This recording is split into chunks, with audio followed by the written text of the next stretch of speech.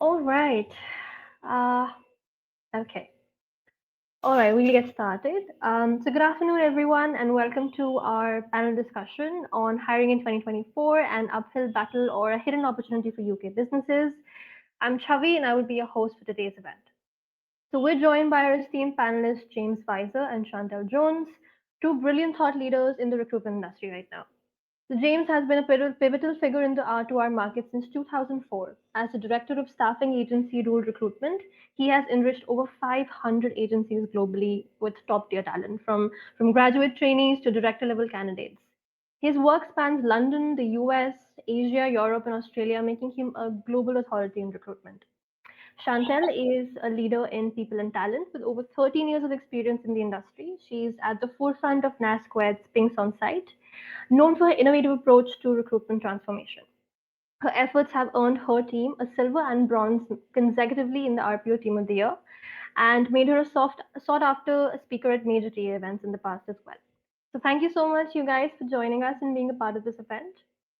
Oh, Thanks, thank you, Chavi. Bobby. That's All a very right. generous description. No, we mean it. It comes from the heart. Yeah. All right. So today we're diving into the challenges and opportunities UK businesses face in the current hiring landscape. So without further ado, without wasting any more time, let's get started. So my first question is for you, James. Considering your extensive experience in the R2R market, how do you perceive the impact of digital transformation on traditional recruitment practices, especially in the context of UK businesses?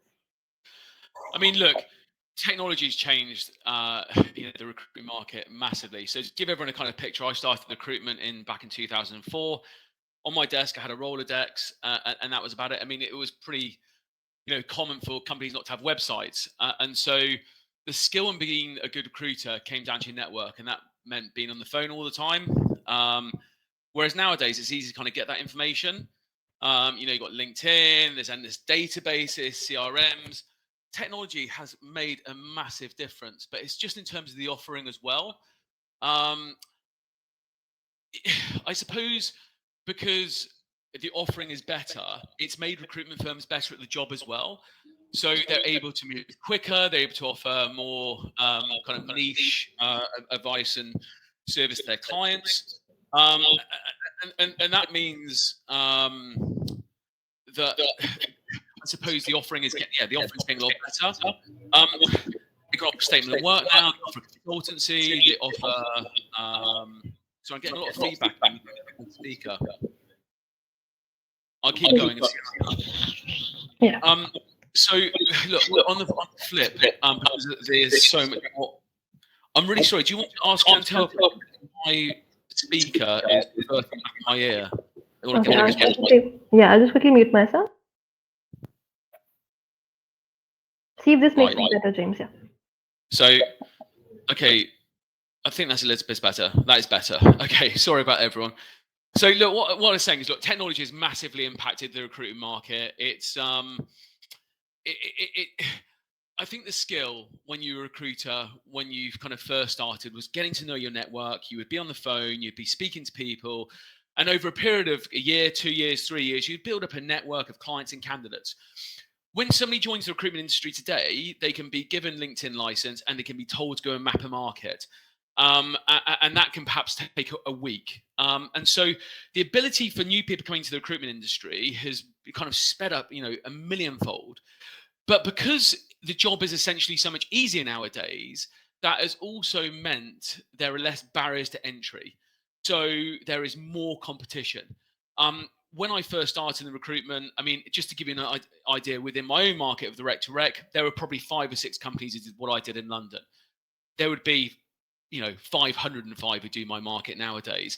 And so, therefore, whilst recruitment's got easier from an ability to map and kind of build out a network and understand who the major players are and who's hiring and who's not, it's also become harder because there's a lot more competition to fight against.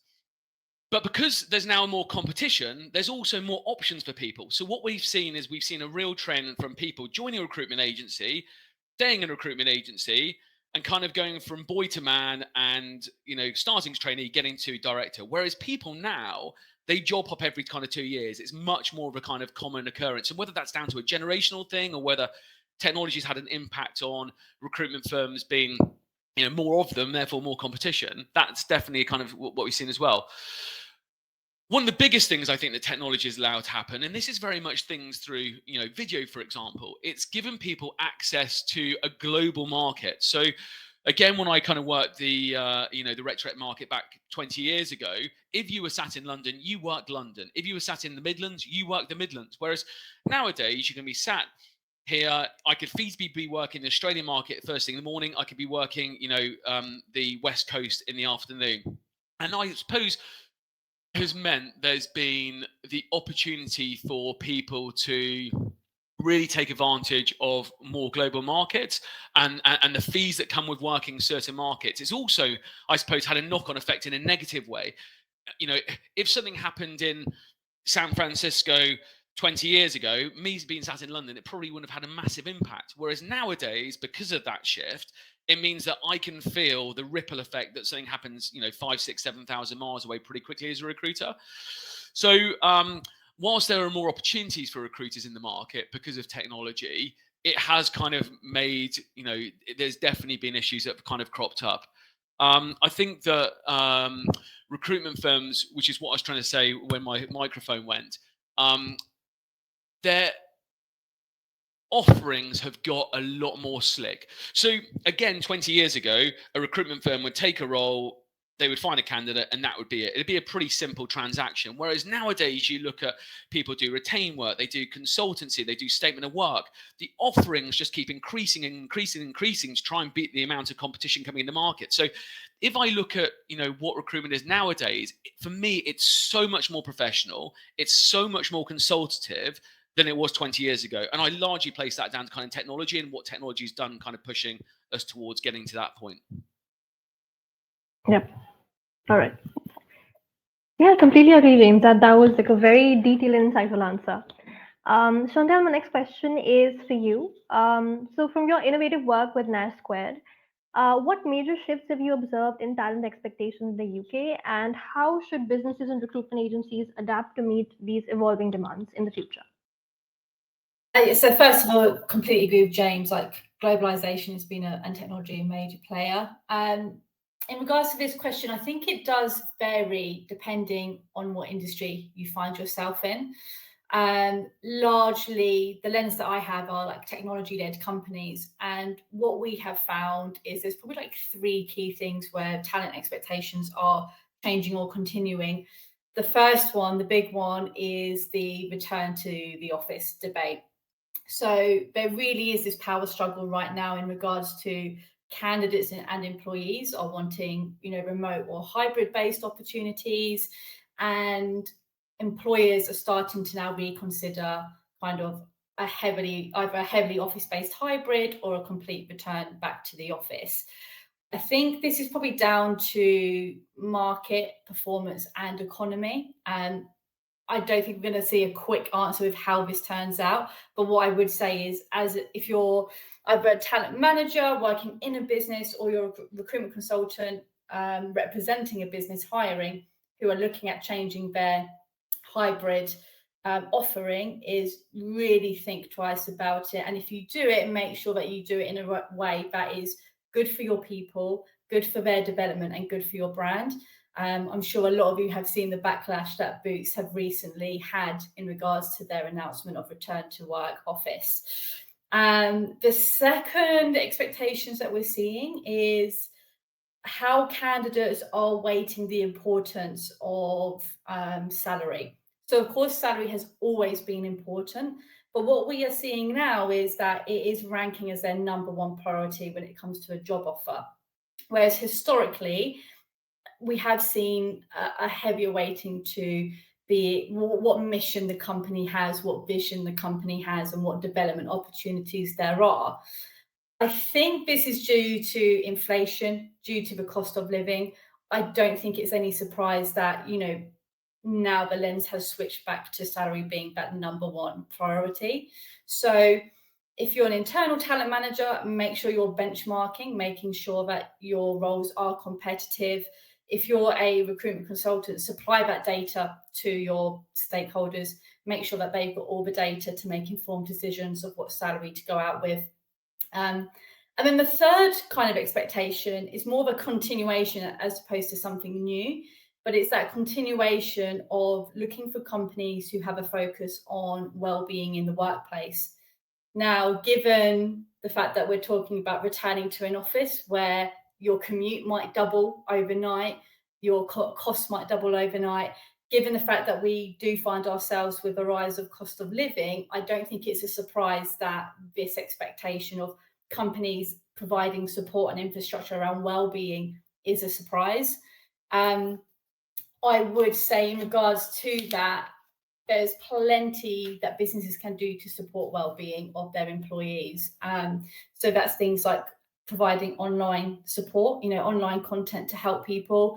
It can be creating well-being ambassadors within your company, give them the right training, of course, but have designated people who are approachable, that are beyond leadership. Provide things like walking lunches. It's really easy. You can get creative and it doesn't have to be anything too significant in terms of investment. In regards to all of these things, make sure you have the infrastructure in place to support these things and these expectations, but also make sure you're communicating it effectively. So again, if you're internal, have your employees share content that supports this narrative and authentically showcases this. And if you're a recruitment consultant, ask the businesses, ask your clients, what are you doing around these three areas? And how can I, authentically showcase that? What content can you share with me that I can put forward to the candidates? So there are many other things, but I would say they're the three common areas that we're finding right now. Yeah, James, what are your thoughts on that? Yeah, look, I think it's very fair. Look, I suppose it kind of goes back to my point as well in terms of the amount of increased competition. Firms have to think of things to separate themselves, and sometimes within the recruitment sector, for example, taking people out for a lunch club, it's kind of not enough of a separation nowadays. There's so much more of a focus on the softer things that firms offer, like Chantelle was kind of alluding to. And there's so much more importance put upon those kind of factors that firms can offer, and often they're not particularly expensive, or it's but then again, from a company's point of view, it has to work both ways, because you go back to kind of working from home aspect. Yes, look, it works very well for certain firms. It doesn't work well at all for others. There are lots of firms having to make tough decisions on people because they're not performing. Would they be able to make give those people a bit more of a chance in the office more of the time? Perhaps. So it's not all positive. There's definitely kind of forcing some employers' hands to making decisions on people quicker. Yeah. Right. My next question is for you, James. So the debate around direct sourcing by companies versus utilizing recruitment agencies is ongoing. In your view, what unique value do agencies bring in the era of LinkedIn and AI-driven recruitment tools that businesses can't achieve on their own? What do you think about this? Look, I've been in rec to rec placing people into agencies for 20 years, and I always champion the agencies. Look, I mean, just as a caveat, everything I do is very much kind of white collar work. So it's all specialist recruitment within specialist sectors. I think there are some brilliant platforms out there for operations that are kind of poaching and trying to attract people in blue collar work. So, for example, in the NHS, there are brilliant platforms to attract nurses, and it's all automated. It's very, very clever. But white collar goes beyond that, and it's all down to network. And look, you can't put every company in the same kind of kind of bottle and say this is everybody, because an investment bank, for example, their internal teams are vast, and therefore you can have recruiters who specialize in different markets. The problem comes, I suppose, when you've got a small in-house recruitment team, and they're trying to attract everything from a CFO to a junior salesperson. That's never going to happen, because successful recruiters nowadays, because of the amount of recruiters on the market, it comes down to the network. It takes you a long time to attract somebody at a senior level. So if you're trying to attract a junior salesperson one week, the chances of you being able to land the CFO the next week are very, very nominal. So therefore, whilst good internal recruiters can be invaluable, I think they're probably much better at the more generic staff that they're looking for rather than specialist positions. Look, I sometimes get called out for saying this, but one of the reasons people go in-house, and not everybody, but one of the reasons is there's less hours and there's bigger base salaries. In agency recruitment, people are chasing the dream of, high earning opportunity through commission. And therefore, agency recruiters tend to work much longer hours. Successful agency recruiters work much longer hours than in-house recruiters. The kind of in-house dynamic as you go to work is more of a 9 to 5 job. Whereas because an agency recruiter needs to make the commission to support their, relatively low base salary, they're often on the phone in the evenings and the weekends, and therefore putting yourself out there, making yourself readily available to speak to your network gives you a massive advantage as well. So in terms of, what advantage, going back to your question, does AI and LinkedIn support? I don't think it gives you anything more than it gives the agency recruiters. It's more about what the agency recruiters do with that information and what the in-house recruiters do with the information. I think it's just more, using niche specialists to find the people that you're after. Yeah. Chantelle, what do you think about that? Yeah, so I largely agree. I think there's always going to be outliers with the who works harder debate, and we'll leave that for another conversation. I think there's challenges and skill sets that are different in recruitment agencies and internal and embedded. There's pros and cons to both. There's good work ethic in both, but equally, there's different infrastructure in place which drives different behaviours. But yeah, completely agree in regards to if everybody has the same access to the technology, it is how you use that information. However, if you don't have that access to the technology, you may be at a disadvantage. And that's something to really consider when you're looking at your tech stack, whether you're agency side or internal side. Yeah, just to add to that part as well, Chantelle, is look, again, a really good in-house recruitment team as well. They don't all have to do it by themselves. There are very, very successful stories where agency recruiters are used really effectively by in-house recruiters, and they don't add as a blocker. Too many in-house recruiters think, I want to get that deal for myself, and therefore I'm going to kind of make it very difficult for agency to supply into. That can often result in the business not filling critical positions. If companies are able to, build decent relationships with recruitment consultants and work with them, basically both parties get exactly what they want. Whereas I do feel in, quite a few firms, and it is in-house do add as a blocker, and that doesn't necessarily result in, success for anyone. Yeah, I completely agree. I think having a mix so that you can meet your hiring demands is really useful, being smart with it. And I think the internal teams who take time to nurture relationships, whether with agency or embedded, it definitely has massive payoffs. Completely agree. Yeah. All right. Chantelle, my next question is for you. So, with the rise of remote work, some argue it's expanding the talent pool, while others believe it's diluting the quality of hires due to an overwhelming number of options. Your perspective, what's the balance and how can UK businesses navigate this? Yeah, it's an interesting one. I think there's always this narrative in the UK, especially where it's either it's bad or it's good when it comes to remote working, hybrid working, and therefore where you're accessing your talent. I personally think widening your geographic pool comes with opportunities, but it of course comes with its challenges as well. So for me, increasing that geographic area means that you should hopefully get access to different skill sets, maybe a more diverse workforce, maybe different salary ranges. So there's loads of good things about it. But what I would say is, if you're considering becoming a remote or distributed workforce, you need to make sure that you have the right infrastructure to support it in the first place. Because otherwise, all you're going to do is you're going to go out and hire all these people from different areas, and you're going to work really hard to do that and spend a lot of money doing that, and time and resource.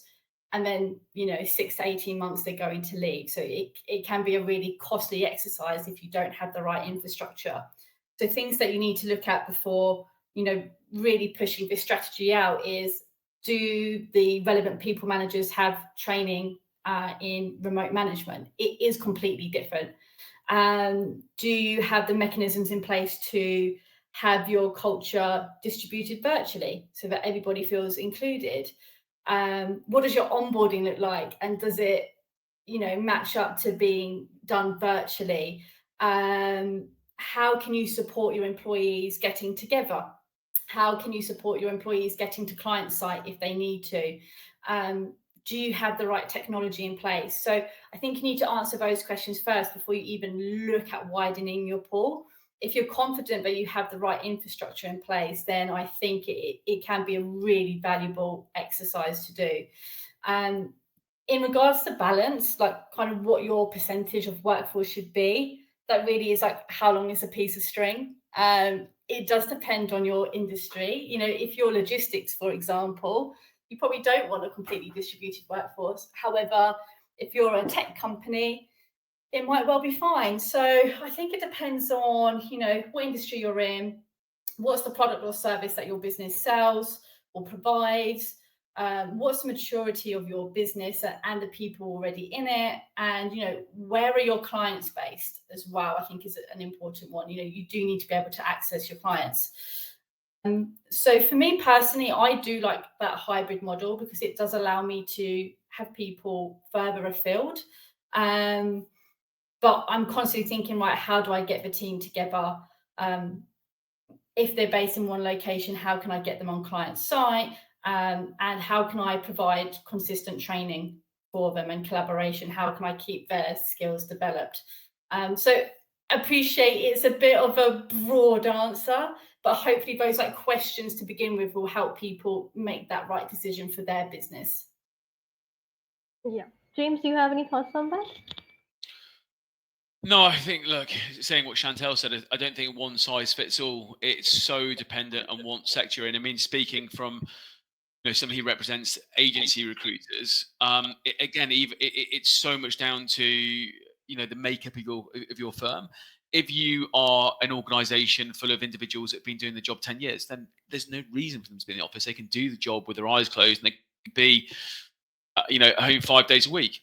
If you're planning on bringing junior individuals, how are they meant to learn? Where's the succession planning going to come from? Which is a big issue.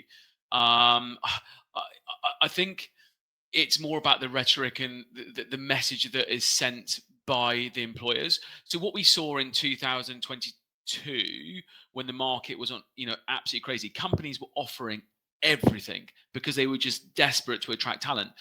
You roll on kind of a year, 18 months, and the market's obviously in a very different place now, and companies are reneging on their offerings. And what the biggest thing to upset your workforce is by pulling, what people perceive to be incentives and luxuries, I suppose.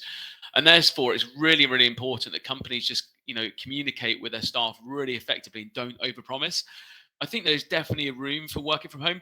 But one of the most successful things I've seen in agency recruitment, because it is so easy to analyze output in terms of numbers, metrics, is if you hit a certain metric, you can work from home maybe a couple of days a week. If you don't, well, you're in the office. And therefore, it's putting the emphasis back on the employee rather than the employer, which I think, works quite well. But you can't do that in every sector, obviously, because it's not easy to quantify what people's output is on a daily basis, outside of a sales job.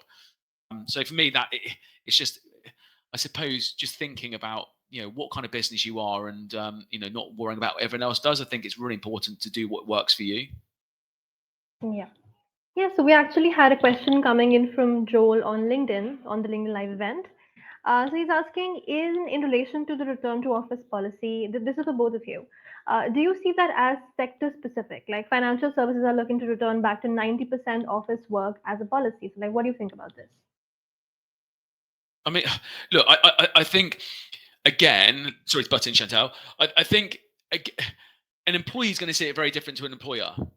Most employers want their staff in full time. And, I have friends who work in financial services. I have friends who are in their 40s like myself. And I know that they don't work as hard at home. They talk about, they've got to fix this and they've got to do that. I'm going to go for a run at lunchtime and then I'm going to pick the kids up from school. If they were in the office, they would be fully head down at their desk and their output would be significantly higher compared to when they're at home.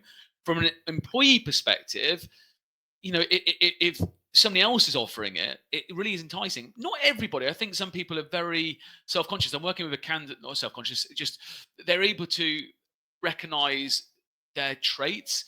So I'm working with a candidate at the moment, for example, and he said, look, as much as I want to be super motivated, I need to be in an office 5 days a week because I know that I don't work as hard from home.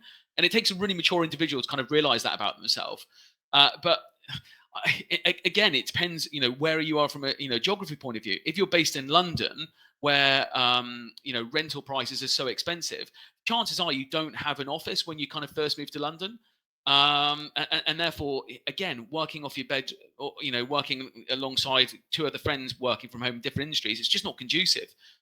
But I think it's more about employers offering it because they're scared about employees walking if they don't. They've kind of got their arms kind of twisted, if I'm honest. Yeah, Chantelle, what do you think about this one? Yeah, I do think it probably is different from industry to industry. In regards to the FS example, I think that may be a reaction to the economy and the market. From what I've heard, I think it just depends on the persona the business wants to attract and what type of candidates they want working for their business. I think once you can narrow that down and you have a really good inclination of what high performers look like in your business, you can then make a better decision on whether you do hybrid, remote, or complete office based. And back to James's point, you can't broad stroke this and say there's a blanket formula to make this work, because it really does depend on what works for your business. There will be common themes and threads, of course, and it's worth speaking to your network and it's worth finding out what works for them and what doesn't. And it's worth doing that, that persona exercise. But equally, to James's point, you have to think about retention as well. So it's a real complex situation that we find ourselves in. It may be that a major impact happens in our market or economy that may make things swing again. So, for example, distributed teams did exist before COVID. I worked for a business with a distributed team called Seed. However, it became adopted widely by the mass when COVID happened. So it may be that we see something else with a high impact that changes our workforce culture again. And up until that point, I would just say continue to test and continue to speak to your employees and your candidates for that feedback. If you implement something and it has an impact on your commercial needs negatively, well, then you need to change it. If it has a positive impact, we'll lean into it and do it more. So it's a very difficult question to answer. It's a great question, and thank you for putting it in. I really think it's about what kind of culture you want and what does high performance look like in your workforce. And if you understand those things, then you can create policy around where you work and when you work. I'm a big fan of being output driven. As long as the job is done and it's done well and the clients are happy, I'm happy. But that's not for everybody, and it's not always scalable. And that's something we haven't really spoken about is your business local, regional, global? That's going to have a big say in how you operate as well. Yep. All right. Thank you so much for answering that question. All right, so my next question is for the both of you. In light of historical market downturns, what key lessons can we draw to anticipate the impact on the staffing sector in the near future? How can these insights guide businesses and professionals in preparing for and maybe navigating these potential challenges in the future? James, do you want to go first whilst I catch my breath? Thank you ever so much. Look, you kind of look at recent downturns. You've had the dot-com crash in 2000. You had 2008 credit crunch. Then COVID.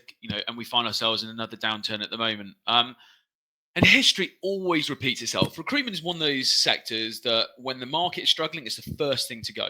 And there'll be mass layoffs in the industry of internal recruitment teams, and agencies will also cut individuals who are not performing or who aren't able to win business. And I think companies, recruiters tend to think very much with their guts. Everything's very emotional for recruiters, and they don't think with their heads. And they've got to kind of think, okay, well, what's happening to my market? So if your market is falling off a cliff, you can feel that pretty quickly in the recruitment sector. You can look at it and track it through your analytics, such as job flow coming down and number of interviews being booked in, and obviously, what you put on the board at the end of the month.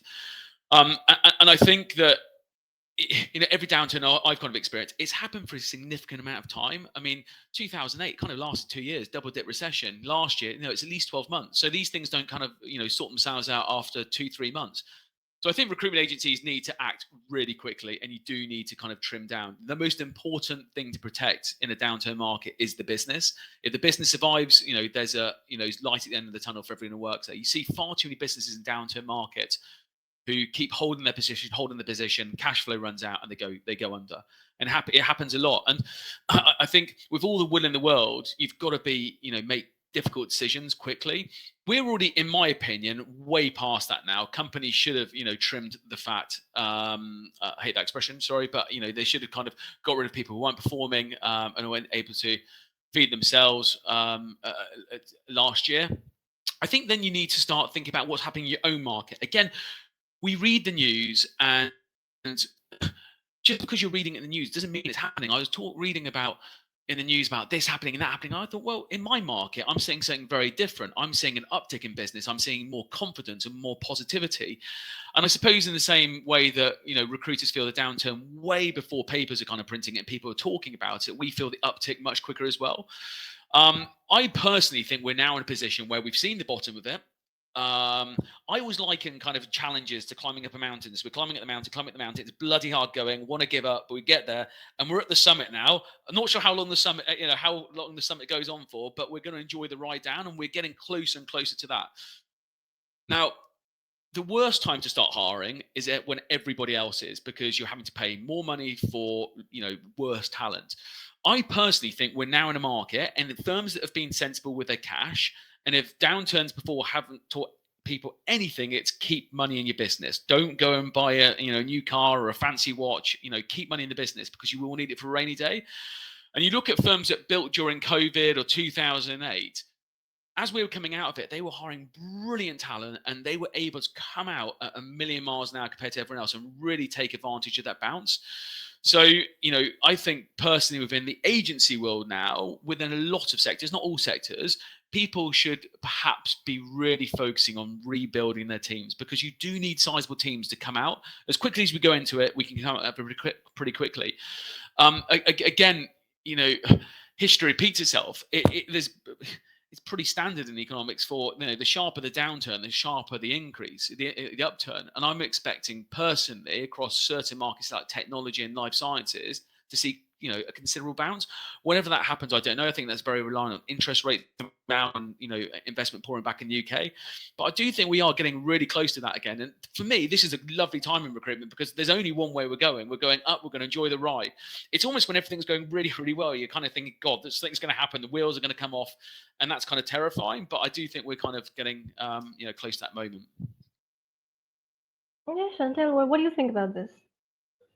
Yeah, so I think from a supplier's perspective now, I think the first thing is looking at past mistakes. So, and this is like embedded, agency, and internal, to be fair, don't bloat your teams. I think in the past, especially like technology companies, they have been guilty of bloating their teams.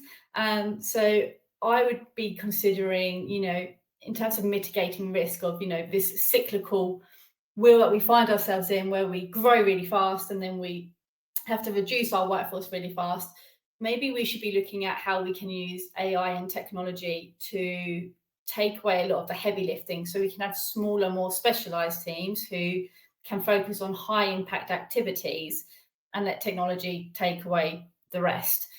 And so that's something that I think could help mitigate. And then in regards to what else you can do, so normally, as we're coming out of a sticky patch, businesses will look for like temporary labor. And what I mean by that can be your traditional temp, that could be FTCs, that could be using any type of embedded business, whether that be in recruitment, whether that be in your technology. There's so many of those types of suppliers out there.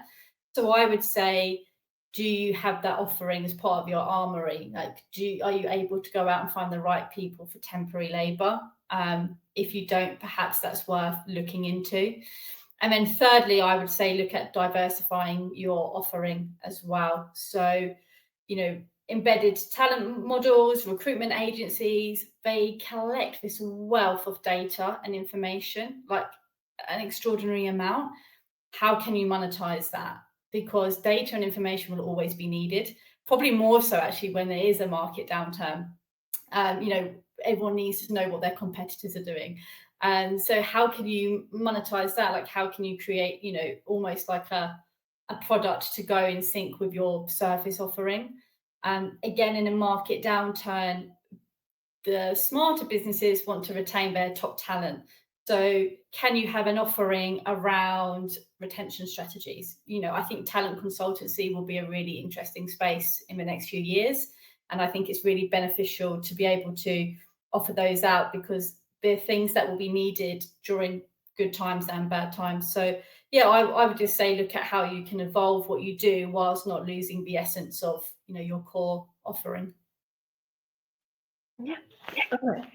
My next question is again for the both of you. Considering the increasing importance of diversity and inclusion in the workplace, how can recruitment strategies be adapted to not only attract but also retain diverse talent effectively in today's competitive recruitment landscape? Do you want to go first again, Chantelle, or do you ladies first?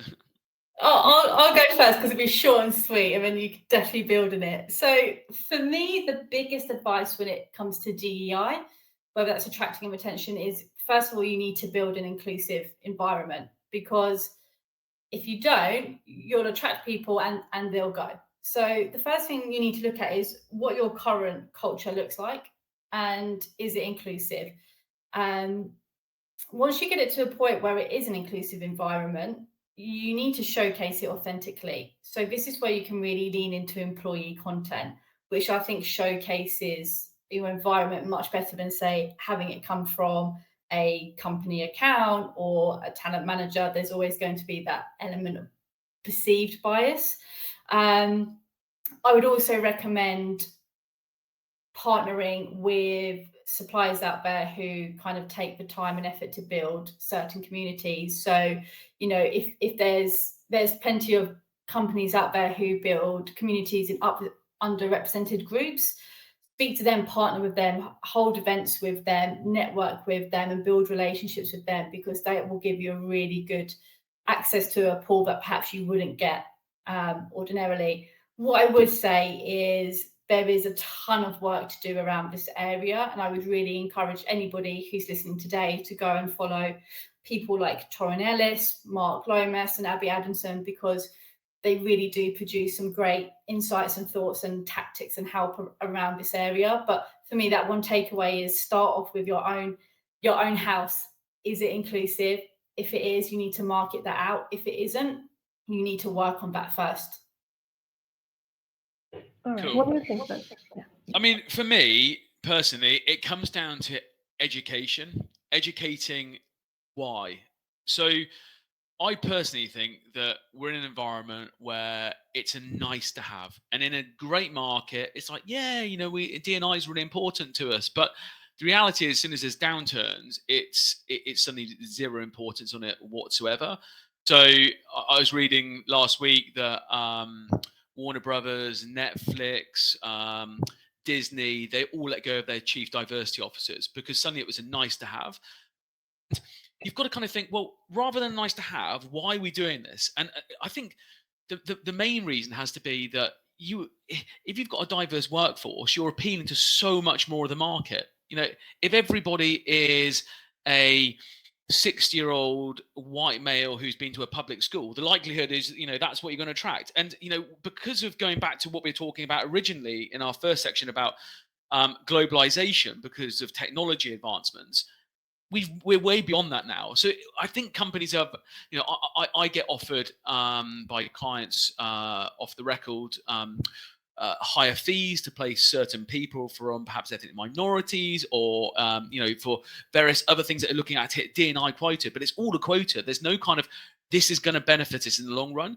And it all comes down to the education point, as I kind of started off by saying, because what we have is we have a situation where it might come down from management saying, look, we need to push this, we need to hire this, we need to hire that.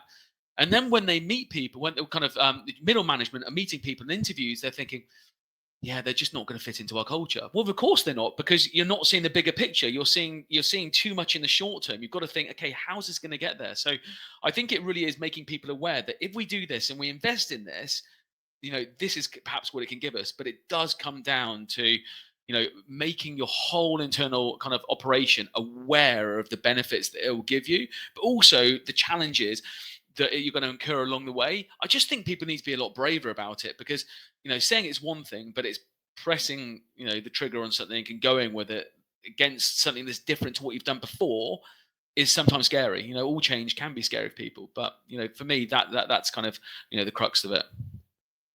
All right, thank you so much for answering that question, guys. My next question, this is actually going to be the final question that we have. This is again for the both of you. So looking at the UK's specific context, just in the UK, how do you anticipate Brexit continuing to affect talent mobility and access for businesses and recruitment agencies? What strategies should be employed to mitigate any negative impacts? What do you think? We're both so polite. Well, you call it then, Chantelle. Do you want to get first? This is a really big question, and it's a complex one, right? Because it goes so far further than talent, because Brexit impacts our political landscape, it impacts our economical landscape, and all of this impacts our talent landscape, right? So it's a huge question for 1241 in the UK. I foresee a continuation of skill shortages. The free movement labour will continue to be impacted. Of course it will. I am no politician, will never pretend to be one, but for me, so rather than talking about what else it's going to impact, I would rather focus on kind of that solution piece. So there's no getting away from skill shortages. This has impacted more industries than others, especially things like healthcare. However, in the landscape that I play in, what we've seen companies do and do very well is look at what we coin as like growing your own, farming your own talent. So they've recognized quickly that due to Brexit, it's harder to acquire certain skill sets. So what they've put in place is they've invested in their early careers programs to start to train people. They've really looked at their own talent development programs as well to, put things like mentorship programs in place. So that works really well. It can be a big shift, but it's something that we like to implore because it also helps with social mobility as well, which kind of goes back to that DEI question that you have. The other option that you have is going back to that remote workforce that we talked about right at the start of this webinar. We've spoken about the infrastructure that you would need, and you need to make sure that it can work. But what I would also say is use things like remote.com for your compliance and legal side as well. There's lots of platforms out there that can help you scale remotely and correctly in terms of paperwork and compliance. So that's another option for you. But certainly I don't see the impact of this just disappearing. But James may completely disagree. We'll see. I'm with you 100%. I mean, look, in any downturn market, unemployment rises. I mean, whereas we're in a situation where, agency recruiters are still pretty busy across the board because there's such a shortage of, skilled labor. And that's really, really challenging. And they've got to do something about it. And I'm pretty convinced we'll move to a model a bit like Australia, for example, where they identify, where the skill gaps are, and as a result, they make it very appealing for people with those skills to kind of, work and earn and, essentially live in this country.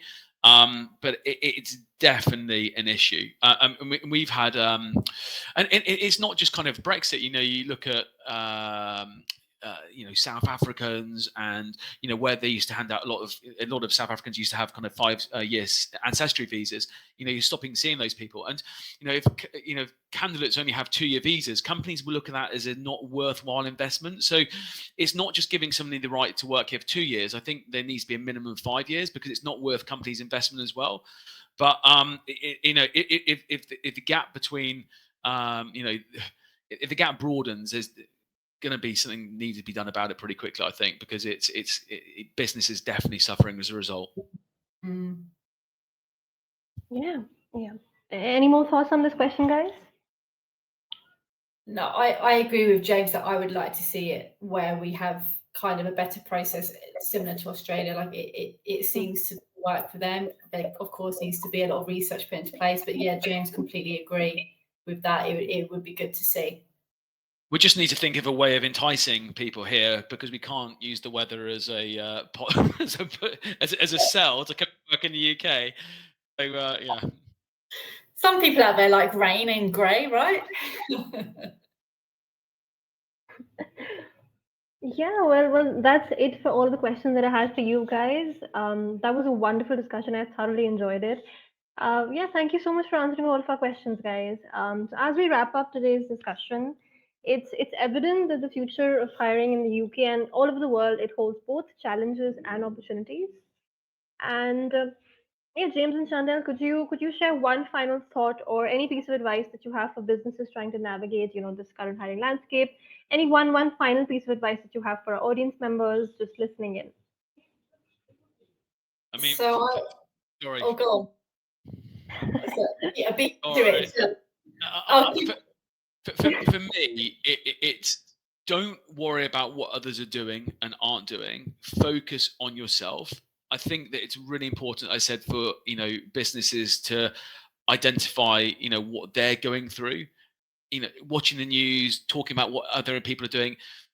That's one of the problems with LinkedIn, is we're too obsessed by what the competition is doing, or at least they want us to think they're doing, and you've got to feel it yourself. You've got to be brave. Downturns don't last forever, and I just think that being in the position, if you've got cash to kind of get yourself battle ready for when the market returns, is really, really important. I think it's great advice. I would say, I'll keep it short and sweet as we're at the end. I would say, when you look to grow sustainably.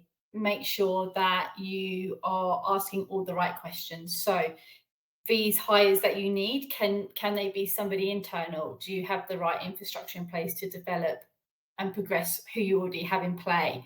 Do the hires need to be permanent? If you're doing project-based work, you should be asking your hiring managers or your stakeholders, does this need to be a permanent role? Can it be an FTC?